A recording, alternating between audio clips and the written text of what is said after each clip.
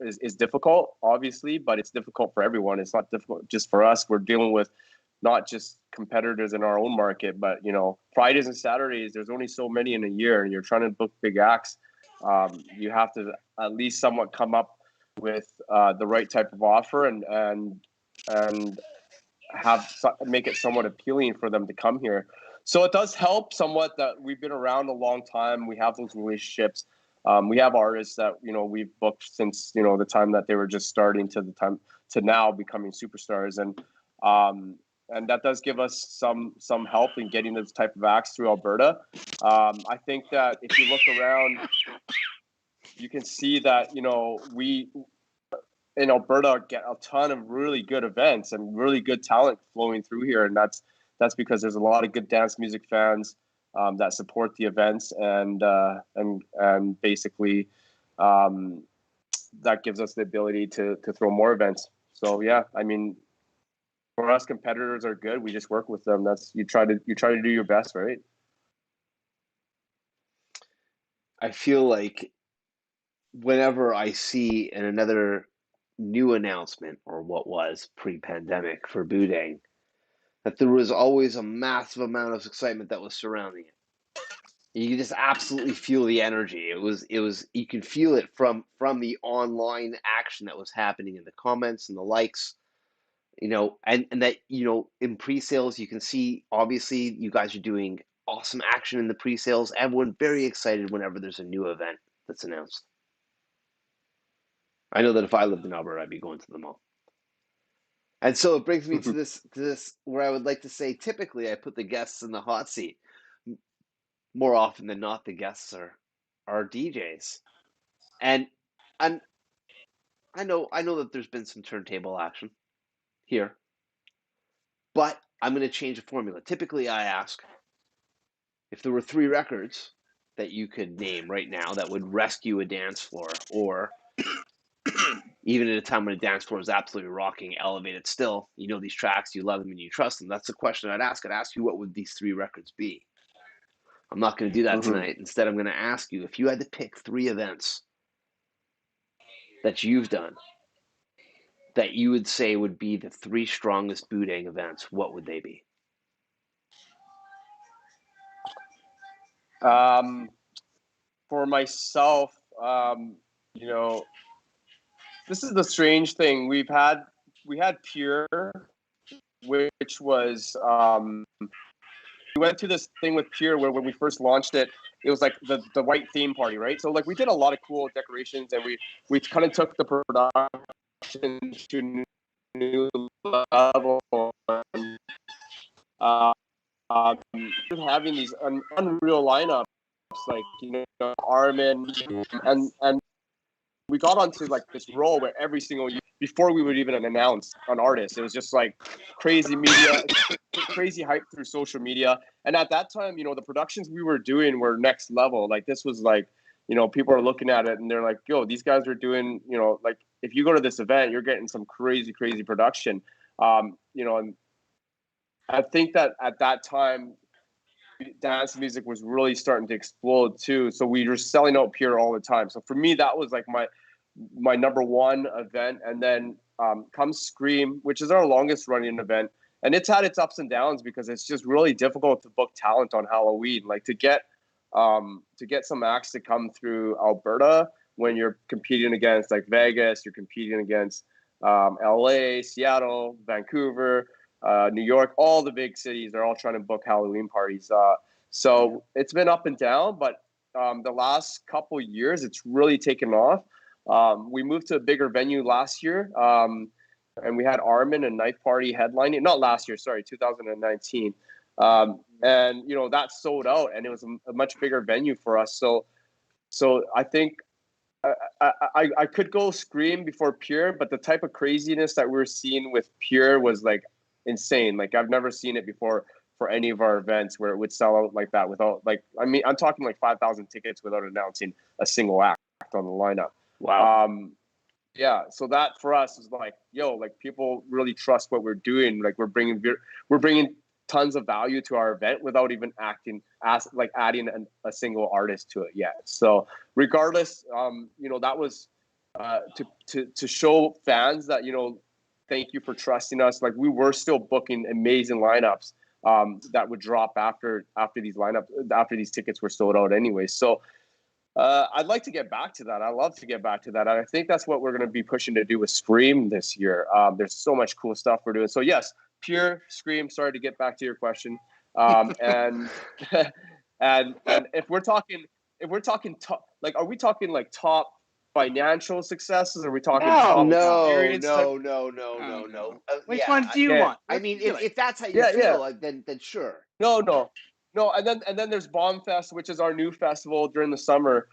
Just because it has a really cool element to it, where half of it's outdoors and half of it's indoors. So you can literally, Josh, you probably haven't gone to this one particularly yet, or this venue, but we do 3 stages, and one of them happens to be inside the building. So like everything's outdoors except for this one stage, and you have to literally walk down this ramp, and then you turn right, and then all of a sudden you're in this huge like basement arena, and then people were just calling it like the rave cave, or like the base arena, right? And yeah, it was super rad. Like, the vibe in there was completely different. Then you walk up the ramp and you're outside and it's sunny, and there's house music playing on one stage, and you got Tiesto playing on another stage. So for me, that's something that we were really, really excited to build upon, and we had a huge lineup announced for 2020 before it got moved, before everything happened with COVID. A lot of great acts on that lineup too. That like we were talking about earlier, introducing people to new music. There was, we had a house stage that was focused on guys like MK, Chris Lake, etc. And then all the other stuff. Like, we had the base arena, we had a trance stage, and then the main stage, which was headlined by Diplo, Louis the Child, and the Chainsmokers. Massive. Yeah. Wild. What would you say the dynamic is between you, Paul, and Marty, who is hiatus this evening? Yeah, I mean, we've been working together for so long that everything just kind of flows and clicks, and we know what to expect from each other. There's no surprises at all. It's just kind of like everything just works, man. We've never How ever did it start? Martin and Paul were doing their own thing. I was doing my own thing. I had my company, Martin and Paul were doing Boodang before that, and I was kind of throwing parties for a bit just because I was focusing on the nightclub that I had built, and then one year we were just talking, and Martin's like, you want to do frequency with us? I'm like, yeah, for sure. And then, sorry guys. Hey. Dog attack. What I'm so sorry, guys. My dog just went nuts. But yeah, so yeah, then I was doing Scream, and Martin and Paul came in and helped me with that, and we were just kind of like, yo, like, why are we even not working together? We work so well together. The dynamics of the team was really good. Martin takes care of so much logistics. Paul is really amazing handling all the customers, and then I do all the talent buying and booking, right? So everything's really really cohesive. It works well. Beautiful. What's up next? Oh man, we got a big Canada event coming up. That's if these vaccines hit 60%. I guess we'll find out. Hopefully Monday or Tuesday. When do you find that out? Like, do you get it? Is there like a notification, an email, like hit everybody? Is this like an announcement that happens on the news? Is it industry specific or? No, you'll see it on the news because it's just 70%, right? Like everyone, it has to be like 70% vaccinated with their first dose, and then from there it's 2 weeks from that day. So we're at 68.5 as of today, or something. Maybe 68.5. So we got 2.5% more to go. Oh, so it's 70%. Yeah, it's 70%, right? And it's not like it's kind of slowed down quite a bit because we were doing over 1% a day before. Now we're it's gone quite slow, but we're hoping to be we're hoping we can have our event at the end of the month here, Canada Day weekend, and that will hopefully be without any restrictions. But Martin's working on a bunch of stuff for Stampede, and I'm deep into the festivals right now. I've just finished the Scream lineup, which we hope to announce within the next 2 or 3 weeks. So you heard that here. Like, this is the first time I'm saying that, so I was actually not going to say it, but anyways, yeah. So 3 weeks, within 3 weeks, we're going to announce the entire event. It's going to be awesome. I'm super pumped for it. It's a great lineup. It's the first big lineup we've announced in over, like, I guess 17 over a year, buddy, months. almost year and a half. Yeah. And we put like so much love into this Scream. I've been working on different elements to add to the event. Like, I booked a Gravitron. I booked a fun house where, like, you know, those fun houses when you go to amusement parks, you walk through them. We got a guy building like a labyrinth right now, which is located in a courtyard. It's called the Haunted Courtyard. This is where you have your full booth, all your vendors, and then there's a Gravitron, like I said. Then there's a fun house. We have carnival games, and then there's the labyrinth. The labyrinth is like a custom built maze with, you know, haunted features, and then when you get to the middle, there's a stage, and that stage is going to feature, you know, all sorts of DJs, and you can, you know, yeah, if you can make it there, pretty sweet. I'd like to. Yeah, that sounds amazing. It sounds like some type of like mini carnival. That is. Well, I love the that's, maze idea. The maze thing is so great. yeah. I mean, the thing was, it is a carnival this year. The idea is a carnival, but the maze is like, um, it, we did this house last year, and it was a really straight, like, it was kind of like a last minute thing where we had this friend of ours who had this massive inflatable house, and um, it was big. Like, you could fit like 100 people in this house, 150 people in this house. So we were like, you know what? Let's blow this thing up, decorate the shit out of it, put it into our vendor area, put a DJ stage in it, put some of our locals in there, and see what happens. So this event, you know, had like What happened? this event had like 8,000 people, right? Um, and and there's literally so many people trying to get into this little inflatable house to party because it was just so crazy inside there, the energy, the vibe. And this is the thing, like, I love the big rooms, I love the big festivals. You just don't get the same vibe if you do in like a small room with a fucking really cool, a really good energy, right? So the whole thing with the labyrinth was all like, we can't do that house again because it was too small. Like, people were fucking pushing each other in there. But what we can do is we could build a similar concept, by, you know, keeping the smaller space for the local acts, putting in maybe enough space for just, you know, 500 people, but making it a feature so everyone goes through there. Because if you have like 8,000 people at a festival, there's a good chance if one person starts talking about like the maze and walking through the labyrinth and finding a stage in the middle where the dance floor was glowing and like all sorts of fucking cool shit that you can find in there, then it becomes an attraction.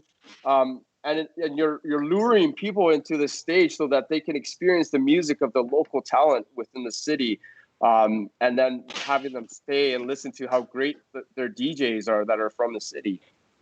Fantastic.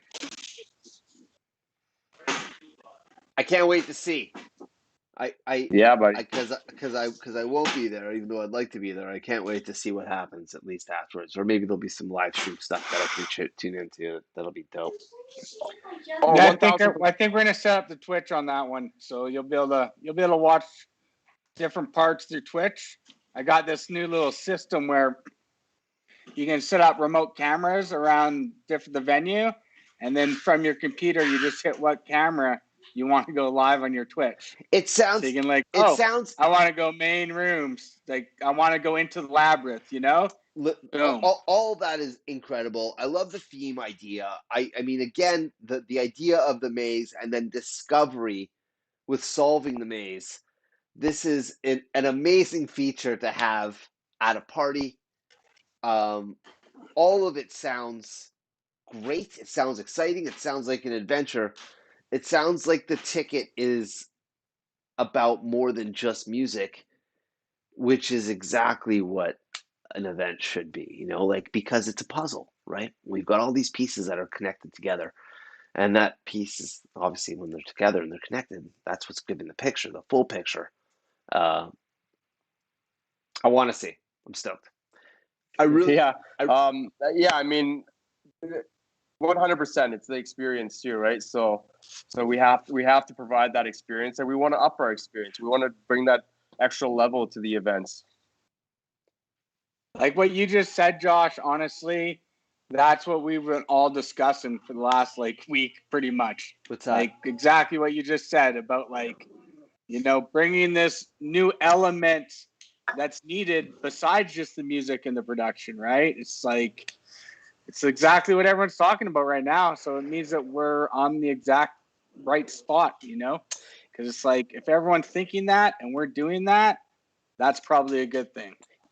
A big discussion that's happened over the course of the show, talking to everybody, and I mean, discussing this idea with people overseas, discussing this idea with people in Canada, discussing with people in the States. It feels like there's a longing for the sense of adventure that used to be associated with events early on. And I understand that there's limitations to try and do something like that again. And there's no sense in going back, because going back means that we wouldn't have any progress. And we're supposed to move forward. We have to. Otherwise, we keep doing the same thing, and then it's not very exciting. Never mind that it's not exciting to do it. It's not exciting to do it, to actually create it. It's not exciting to go to it either. It just becomes the same thing. And so when I hear about this type of action and adventure that would happen, immediately I'm like, that sounds awesome. I want to go. I want to go. It sounds great. And I think there's so much of just a room and sound and talent. And I'm not dismissing it. I'm just saying there's so much of it that I'm not quite sure if the idea is as striking as it once was. So having a new element, something that is participatory, seems like it's a great idea. Once upon a time, we boarded buses with blacked out windows. We got to the bus because we had some terrible photocopied map that was dilapidated. And there was an adventure that was associated with it. And then I wonder about how that adventure is transformed once we start buying the tickets on Ticketmaster. Yeah, and this is kind of the thing, right? When you do when we're doing events at the Shaw, I'll use that as an example because that's really kind of where we kind of plateaued, and we couldn't go any bigger than 5,000. It was kind of like you're set at 5,000, but we wanted to add more to the event. But if you think about it, every time you add more to the event, you're going to take up space. And when you take up space, you take away room for people to dance and for people to move, and that means you're taking away your margin for error. Because if we're wrong about if we're wrong about the lineup, or we're wrong about the event, and only 3,000 people show up to a 5,000 person event, you're likely going to take quite a large loss from that event, right? So you want to keep those margins fairly. Food. You want to, yeah, exactly. But at the same time, you want to add more to the event without taking away room. So for us, when we moved our event when we moved Scream to the Expo, it gave us more room to add more to it, to add more experience to the event. So, Did you ever think of an event that you were doing? Did you ever treat it as a lost leader? I mean, a lot of the events that we start, like Bombfest was, we haven't made money on it ever. It was just kind of like, we're gonna go with this and take a few years to build it, and when we get there, we'll get there, right? So And the first 5 years of me throwing events, I lost money in every single event I did. It was not like none of the stuff made money. It was just like I loved doing it. I felt like it was heading in the right direction, and surely enough, it did. But I mean, nothing's for sure, man. Nothing's for sure in this world. What was the moment? What's the idea, the uplifting idea that you use when you're doing an event and it loses, and then you do another event and it loses, and let's say this streak happens. Let's say the losing streak is going on. What do you use as fuel to pick you back up, to persevere? You got to look at the trend, man. Like if it's trending, if you do it once and it loses, fine. But if you do it again and it loses again, but it's trending down, then there's no reason to keep doing it. Really, for me, it's like if you lose again and it's trending up, and then you lose again and it's still trending up, and then the next time you break even and it's still trending up, there's probably a good chance the next time after that you're making money and you're not losing on the event and it's trending in the right direction, right? So, but it's all goes through a building phase. Like we started this this brand called Foundation, and it was basically a foundation to all our events, like house music, techno, and all that was a foundation for a lot of music.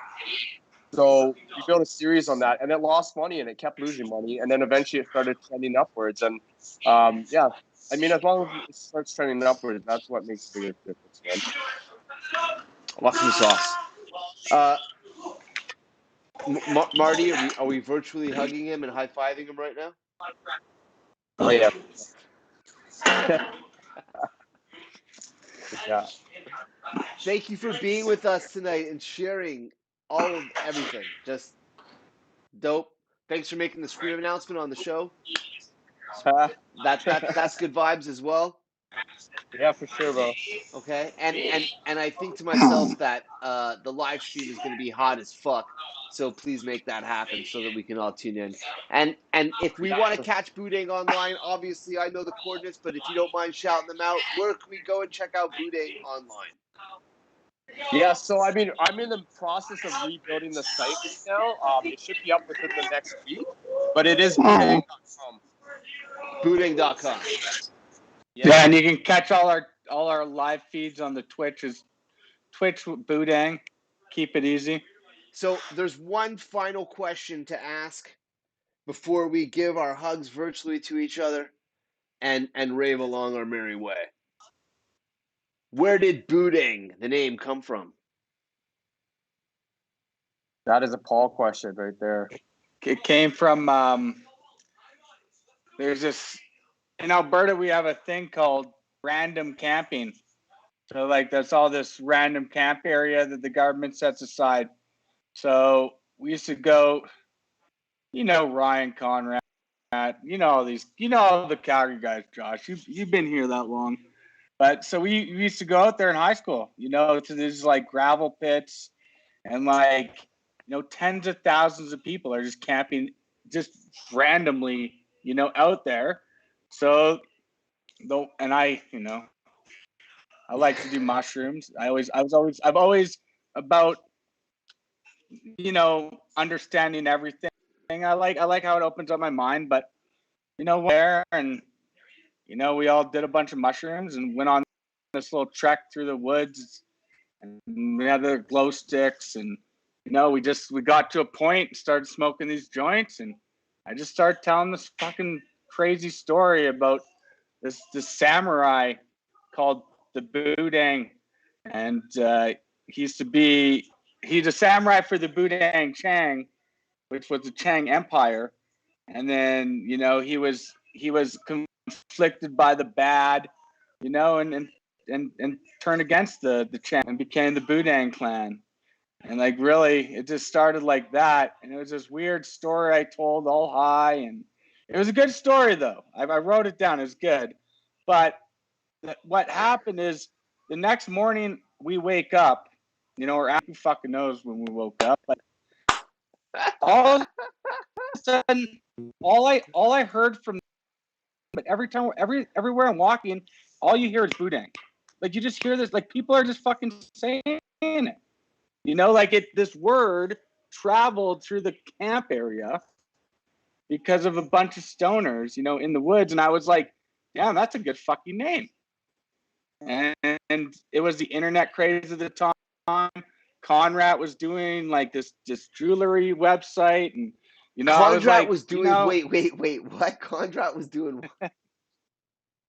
So like back then, like yeah, man, like the beginning, everyone's trying to do, you know, I'm going to be the jewelry online or the Amazon, like no, everyone's trying to make the Amazon of everything at that time, right? Okay. But not really what they're doing, right? Because it's so new. So they had these servers, you know. I often show people the house that I bought Boodang.com in the basement on, you know, on the first computer server that actually Boodang ended up taking over from Ryan and using for about 5 years just to run her own site from her own server. And yeah, it's interesting story, but you know, it's like I always say, it's all about the name. You know, names mean so much. It's like names are important. It's your whole point of marketing. And you know, if it's still people today always ask, what the fuck does Boodang mean? You know, but it's a name. It's just like it's a catchy name, and people think, you know, like I don't know how many times I heard people like all stoned just sitting there like trying to figure out what the fuck Boodang means. It's just like it'll drive you crazy some nights. So yeah, it's, you know, it's just a it's very cold in the woods, buddy. Yeah, I you can love ask it. Conrad about it.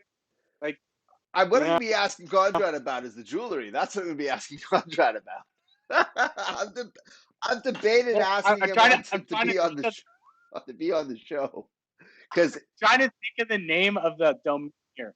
I have absolutely awesome debates with Conrad that are leave us both chin scratching. I feel, you know, and it's a good vibe.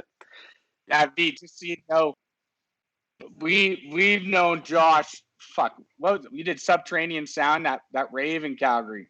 Yeah, Remember I'm not gonna say it, but like I know that Jen was the promoter of that one. You remember Jen, the promoter, right? I remember Jen. The crazy blonde hair, Jen. Yeah. So I know Josh a long time, and the whole crew knows Josh pretty good. And some of my friends moved to Toronto, Avid, and they're still hanging out together and shit. So Ryan actually helped start Boodang. You know, like V, you don't know it, but like, you know, with his server and you know, and everything he was trying to do at the time, we kind of just were able to piggyback onto it all. You know, just right time, right place sometimes. We're right Okay. here. We're right here at the end of the episode. I mean, I thought about bringing it up, but I didn't want to put any, you know, like because here at the end, I can go ahead and be like Jello, like because I didn't want to have the focus on it, like and be like, you know, this was my favorite part of Boodang. But I've Right. had several incredible experiences with y'all at your events, and then I thought to myself while I was recalling those experiences, I was like, well, what was the first one that that really stands out to me, where like I would get back to the hotel room and not be able to sleep, you know, because I was just still so excited from it, and I think that was Frequency in 2006, which was wild, and truly it just really great jam. And then I thought to myself, that's not the first time that I'd come out for you. And then I started scratching my chin thinking about it. It was like, I think I've been playing for Boodang for 2 decades. Since 2001? This would make sense, I think. Yeah, well, we've been around since 1999. We're 22 years old. August. Yeah, but the first time I came out, wasn't that for Andy and someone else? I can't remember. That's what I'm saying. Piper, You came maybe? out to Piper. no Subterranean Sound. It was That that was no, rave in that that was something warehouse. else. That was a maybe it was. You know what? I think actually you're right. That's the first time I met you. You Right. came to my parents' house. Okay. We ended up smoking some weed. Did we? You know, it was like I remember that. You know.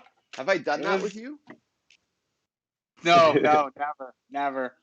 That shit's bad for you. Just if you know what, if you want to add extra emphasis.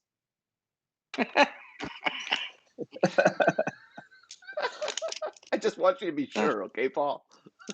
I'm pretty sure. Come on, this is like, when was it? That would have been like, man, the first time I met you, Josh, was like 1990, 19, was it 90?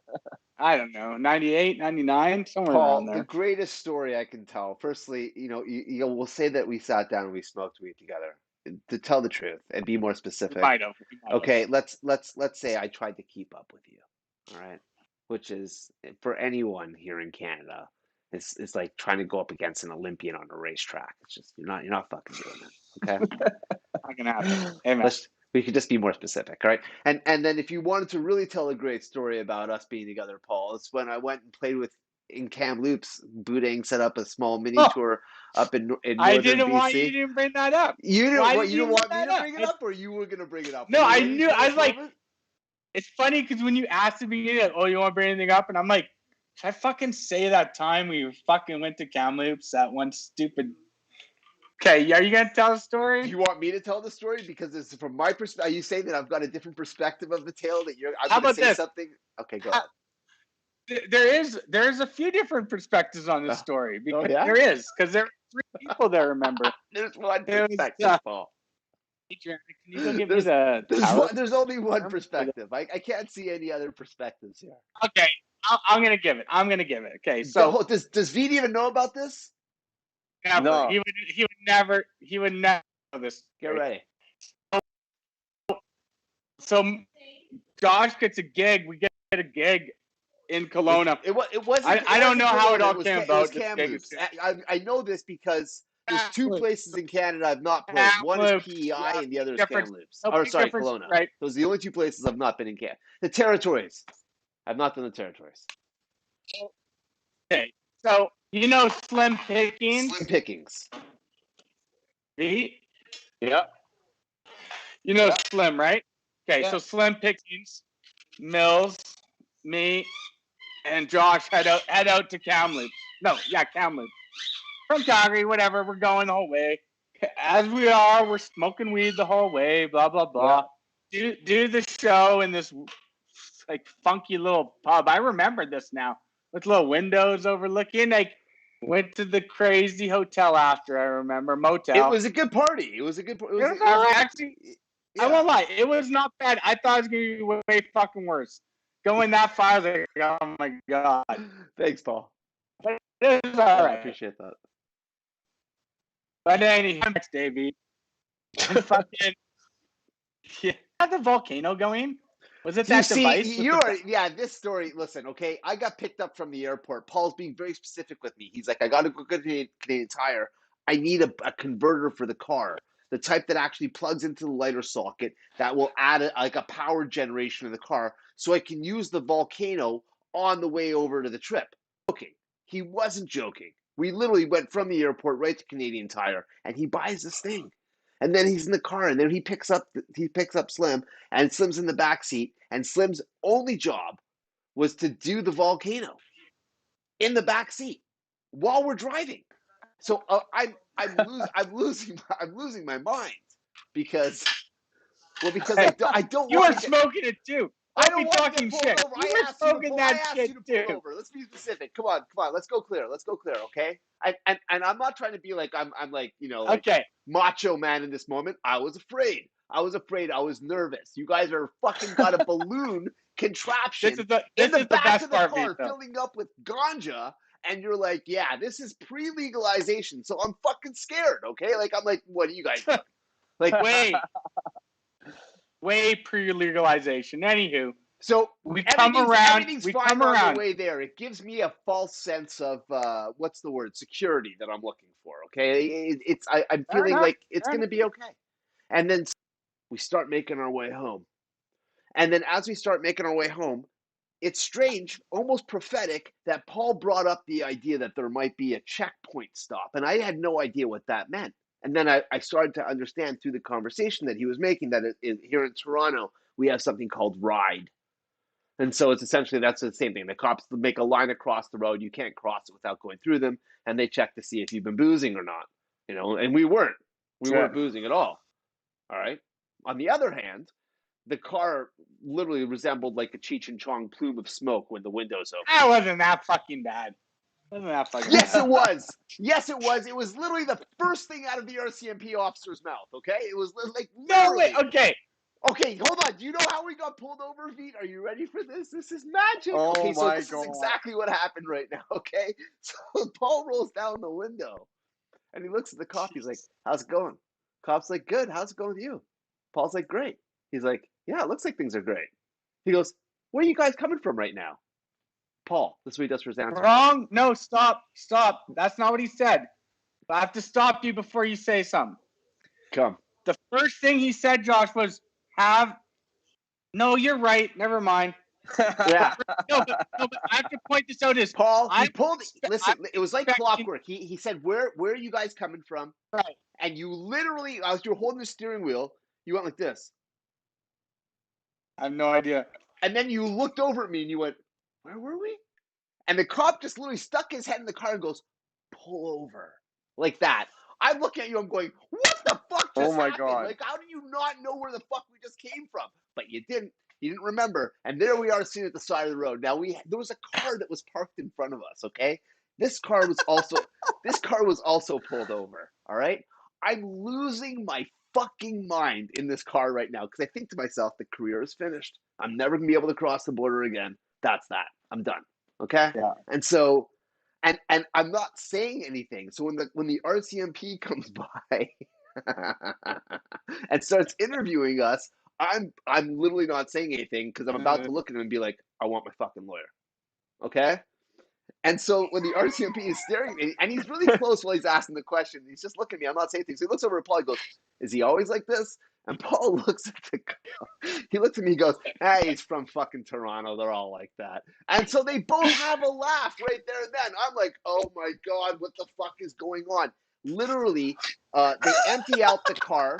They can't find anything in the car. Paul has to tell them where the stuff is, and then that's when they find it. We're all put back in the car. We're sitting in the car waiting for the results from the RCMP to see what's going to happen. At Oh that my moment, God. they walk. Except, no, they took me. No, They not took me. yet. Remember? Not yet. They didn't take you yet because they Okay. came by as they're walking towards the car. Now they've got 2 German shepherds. So I'm going, oh Yes. fuck! The Like dogs. this is I remember it's the going dogs. full Wow, on. this is And I they had walk- no idea, guys. They walk the dogs right over to the car. It looks like they're coming at us, but they walk to the car that's in front of us. They open up the trunk and they take out these big gift wraps, like birthday presents with bows and shit, out of the trunk. I was already gone by then. No. I did not see that.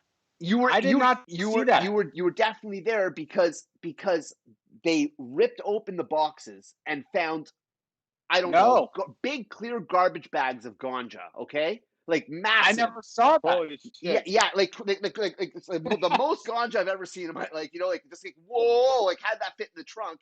And that's when they came in.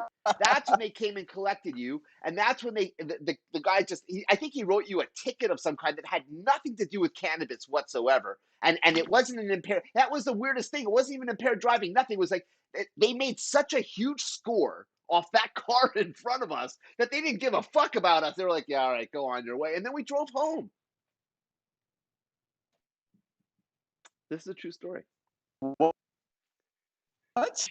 That is a percent of it. The You've missed 80. a few. So, Okay.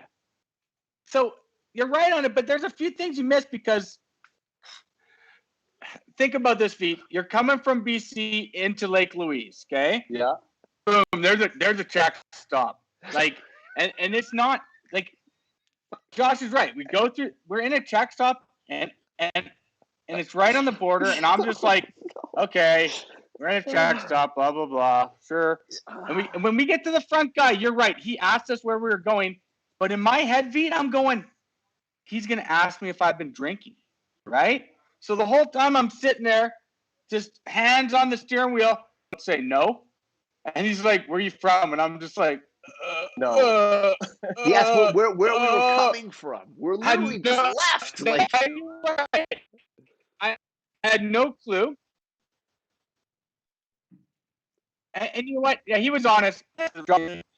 Josh is beside me, sweating bullets. I mean, the guy's got so much sweat coming off him and his hair, and it's just like it's crazy. I'm like, this guy's like I don't know what's happening to this guy beside me. He is just sweating so bad and so he's like white as a ghost. I'm just like, holy shit. Cops literally like I said, takes us all outside the vehicle. Just try to tell Josh to calm down. It's just like having it. So I'm happy we're airing this out right now, Paul. I have told this story a number of times. Here's the thing. We only had a quarter of weed on it. It's not at the side of the road. You got a volcano in the back seat. What the fuck? Doesn't matter. I'm like, doesn't matter. We had a quarter of weed on us, and I was like, there's no way they're gonna do anything. Like I'm sure, but you're right. So they took me actually across the highway before they searched dogs because I was dealing with Buddy across the street, and he's telling me this story. In Fuck, you're freezing.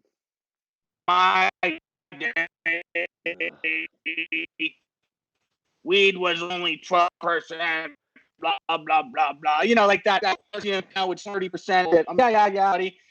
This is the best dash cam I've ever seen. And we were going through it in his car, right? And he's like, and I'm trying to get it back from him. I'm like, you mind if I get that back? He's like, I'm gonna keep that. You know, that's part of evidence. Blah blah blah blah blah. And I come back to the car, and he puts me in the car, and he gave